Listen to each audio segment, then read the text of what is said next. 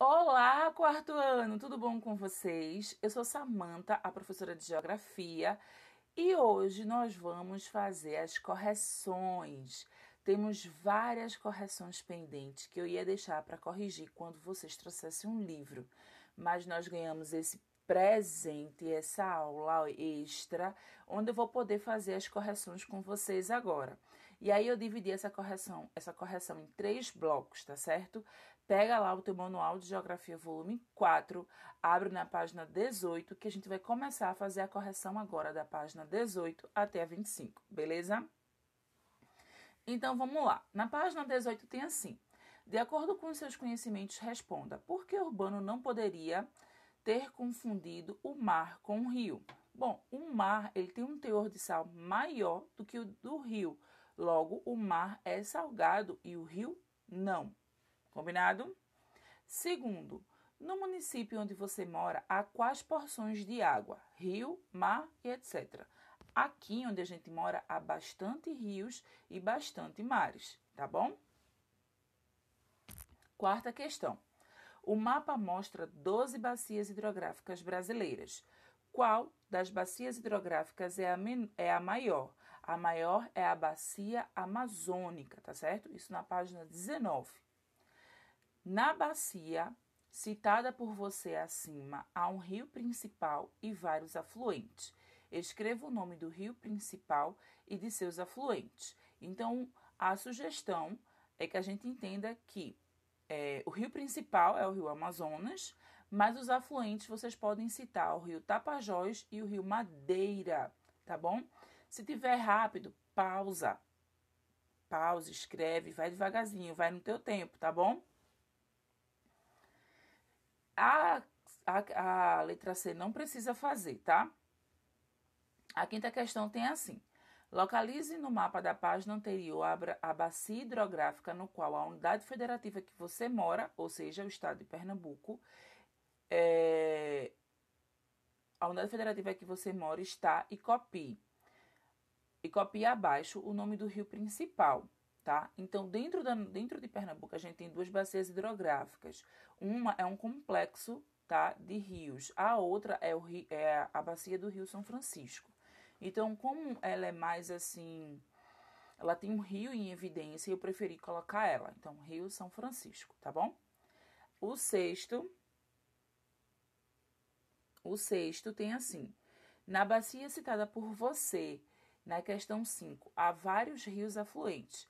Cite o nome deles. Se necessário, consulte o Atlas. No nosso livro não tá legal para a gente ver o nome dos afluentes e aí eu dei uma pesquisada, escolhi 2 rios para a gente colocar aqui: o Rio das Velhas e o Rio Corrente, tá bom? Sétima questão, página 22. Com base no que você estudou anteriormente, qual desses rios é o mais adequado para navegação? O rio de Planalto ou o rio de Planície? A gente viu isso, né? O rio de Planície é o mais adequado para navegação, tá bom? De acordo com o que você estudou na imagem da página 20, o rio Amazonas é um rio de Planalto ou um rio de Planície? O rio Amazonas é um rio de planície, beleza? Página 23. Após observar as imagens, explique com suas próprias palavras como funciona uma eclusa. Meus amores, as eclusas são dispositivos que auxiliam a navegação dos barcos em rios de planalto. Imagine que eu tenho um relevo que faz uma queda, certo? E o barco está navegando aqui em cima. Então, as eclusas, elas são dispositivos que vão subir, colocar o barquinho vem para cima e fica passando ele de eclusa para eclusa até ele chegar num ponto, né? Ele vai descendo devagarzinho até chegar de novo numa região plana onde ele possa continuar a navegar, tá bom? Página 25, questão 11. De acordo com as explicações dadas até aqui, o principal rio da bacia hidrográfica fica na unidade federal. De acordo com as explicações dadas até aqui, o principal rio da bacia hidrográfica da unidade federativa onde você mora é um rio perene ou rio temporário? É um rio perene, tá certo? É um rio perene. Os rios aqui da nossa região são rios perenes, tá? Sim, lembrando, né? Perene é aquele que não seca ao longo do ano. Ele pode diminuir o volume, mas ele não seca. A imagem que Rui mostrou ao Urbano representa um movimento terrestre. Que movimento é esse? É o movimento de translação, tá bom? De acordo com esse movimento, está relacionando de que modo esse movimento está relacionado à ocorrência das estações do ano. Devido à inclinação da Terra, o movimento de translação provoca uma variação dos raios solares que chegam até o planeta. Em decorrência disso, ocorre as 4 estações do ano, tá bom? Página 25, terceira questão. Ele pede para a gente descrever uma característica de cada uma das estações. Então, verão, período de muito calor. Outubro, temperaturas médias e as folhas das árvores caem. Atenção, árvores têm acento no ar, te esqueceu de colocar, peço desculpas. Inverno, período de muita chuva e temperaturas baixas. Primavera, caracterizada pelo desabrochar das flores. Eu quero deixar claro aqui para vocês que no Brasil não dá para a gente perceber essa mudança na paisagem com a mudança das estações. Como o nosso país é um país tropical, um país quente, acaba que a gente só tem um período de chuva, um período com menos chuva, um período com uma temperatura mais elevada e um período com uma temperatura mais amena. A gente não tem essa mudança de paisagem toda. Isso é mais comum a gente visualizar nos países temperados, como Estados Unidos, Canadá, França, Itália, tá? Aqui no Brasil a gente não consegue ter essa percepção tão clara da mudança das estações do ano, tá bom? Agora, a gente vai fazer a segunda parte da correção, que foram das páginas 32 e 33 do manual, tá bom? A página 32 pede para que você pinte esse mapa e para cada região você pinte a cor que você escolher para pintar a região, você usa a mesma cor para colocar na legenda. E aí eu trouxe esse exemplo aqui para vocês. Seria algo mais ou menos assim. Você pinta uma região com uma cor, por exemplo, a região amazônica de verde e pinta lá embaixo a bacia hidrográfica Amazônia de verde. A bacia hidrográfica do São Francisco, que está aqui de laranja, aí aqui embaixo também, ó, deixa eu aumentar aqui, ó, bacia do São Francisco, tá vendo? De laranja. Então, você vai escolher uma cor para cada uma das bacias, identificá-las bem bonitinho e colocar aí na legenda. Combinado? Ótimo. Página 32. O relevo influencia o relevo influencia na forma dos rios e na determinação das bacias hidrográficas. Explique essa afirmação nas linhas seguintes. Então, vê só. Os pontos mais altos do relevo vão formar as divisões entre as bacias, porque esse ponto mais elevado, quando a chuva bater, parte da chuva vai cair para um lado, dando origem a um rio, e parte da chuva vai cair para o outro lado, dando origem a outro rio. Então, esses pontos mais elevados do relevo acabam sendo divisores de bacias hidrográficas. Beleza? Terceiro, qual é a maior bacia hidrográfica do Brasil? Cite o nome dos estados que a compõem. Então, a gente tem Bacia Amazônica, formada pelos estados do Rondônia, Acre, Roraima, Mato Grosso, Pará e Amapá. Eu coloquei alguns estados, tá? Ela é formada por outros estados também, mas eu botei esses aqui, onde a maior porção dela está organizada, beleza? Página 33. Vou aumentar aqui um pouquinho para a gente ver bem direitinho. Ó. Há duas descrições a seguir. Identifica qual delas se refere a rio perene e a rios temporários. São rios que mantêm seu curso natural são rios que mantêm seus cursos naturais com água durante todo o ano. Isso é um rio perene. São aqueles que secam seus cursos naturais nos períodos de estiagem. Esse é o rio temporário. Aí tem aqui. Urbano aprendeu que não só o relevo determina as características do rio, mas também o clima. Leia as afirmações a seguir. Aí aqui a gente vai ler cada frase e vai buscar o que é que está correto. Então já vou logo dizendo, né? O correto é a 1 e a 2. Eu vou ler o incorreto. O incorreto é a 3 e vou explicar por que está errado. No Brasil, não existem rios temporários, pois não há ocorrência de climas secos. Essa frase está incorreta, porque no Brasil existe sim rios temporários e nós temos sim climas secos. A gente já estudou os climas do Brasil. A gente sabe que a gente tem um clima chamado semiárido, que fica no Nordeste brasileiro. É um clima seco, tá? E nessa região a gente tem rios temporários, sim, rios que em determinado período do ano eles vão secar, tá bom? Agora vamos para o nosso último bloco de correções, tá certo? Vamos para corrigir da página 45 até a 51. Na página 45 tem assim: essa imagem é de um rio do estado onde Emília mora. Observe-a e indique os impactos ambientais presentes na imagem. Bom, essa resposta vocês podem ter várias respostas, porque quais são os impactos ambientais que a gente pode observar nessa imagem? Poluição, né? Isso pode fazer mal para a saúde das pessoas, para a saúde dos animais. Isso é um rio que ele não pode ser usado para nenhuma atividade humana. Então, essa resposta, vocês podem construí-la de diversas maneiras.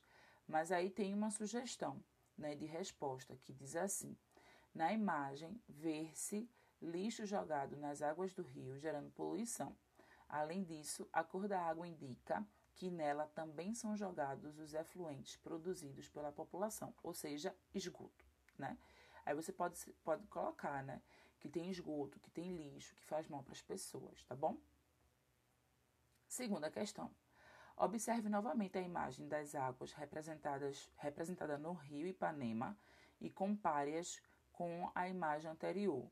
Qual é a principal diferença entre esses rios? Bom, a principal diferença é que não há água ou não há lixo nas águas do rio Ipanema. Já no outro, há um grande acúmulo de lixo, né? A coloração das águas também é diferente. Então, você pode resumir dizendo que em um rio tem lixo, no outro não tem, em uma a água está limpa e no outro a água está suja, tá bom? Página 43, terceira questão. Como você imagina que seja a vida de pessoas que moram perto de rios poluídos, que viraram esgoto a céu aberto? Então, uma pessoa que vive no rio daquele, bem sujo, como é a vida? É difícil, né? Pois tem mau cheiro, insetos, provoca doenças e outros, tá bom? Quarta questão da página 46. Além da água contaminada, que outras consequências a poluição hídrica por vazamento de petróleo pode trazer? Troque ideias com colegas e professores. Pode causar a morte de peixes e de outros animais, tá? Pode também impactar na economia, né? Pode impossibilitar o banho de praia, tá certo? Deixei só esse aqui, tá? Mas daí vocês também podem pensar em uma resposta legal também, tá bom? A quinta questão, a gente vai... Cadê? A letra A a gente não vai fazer. A letra B é para a gente refletir sobre essas palavras aqui: poluição hídrica, rejeitos, ambiente, consequência, rio, conservação. Aí depois que a gente pensa sobre isso, ele pede para a gente escrever uma frase usando essas palavras. Aí eu deixei uma sugestão aqui: jogar rejeito nas águas dos rios contamina suas águas e prejudica a conservação do ambiente. Mas vocês podem também construir uma frase, outra frase no caso, né, com essas mesmas palavras, tá bom? Letra C. Proponha possíveis soluções para evitar a poluição das águas. Então, saneamento básico, não jogar lixo no rio e outras alternativas, como também a questão de morar do lado do rio, né? Tentar fazer com que as pessoas não morem do lado do rio e, se forem morar, elas sejam assim uma moradia planejada e indicada para aquela região de rio. Eu deixei essas duas sugestões aqui, né? Saneamento e lixo, mas se você chegou a outras conclusões também, pode ser. A letra D. Como podemos fazer uso consciente e sustentável da água? Essa também tem várias opções. Aí eu coloquei: não lavar a calçada com mangueira, fechar a torneira enquanto escova os dentes. Vocês sugeriram várias quando a gente estava tendo essa aula. Fechar o chuveiro enquanto se ensaboa, né? Também são boas opções. Página 48. A ocupação irregular das áreas de mananciais é um problema urbano e ambiental muito sério. A maioria desses mananciais é ocupada pela população de baixa renda, que não tem condições financeiras para comprar um imóvel em situação regular. Quais propostas você faria para que o poder público atendesse essas pessoas? Aí eu propus uma sugestão aqui, né? Programa de moradia para pessoas de baixa renda, né? Porque as pessoas vão morar naquela situação porque não tem uma opção melhor. Então, é importante que o Estado tente oferecer uma opção melhor, né?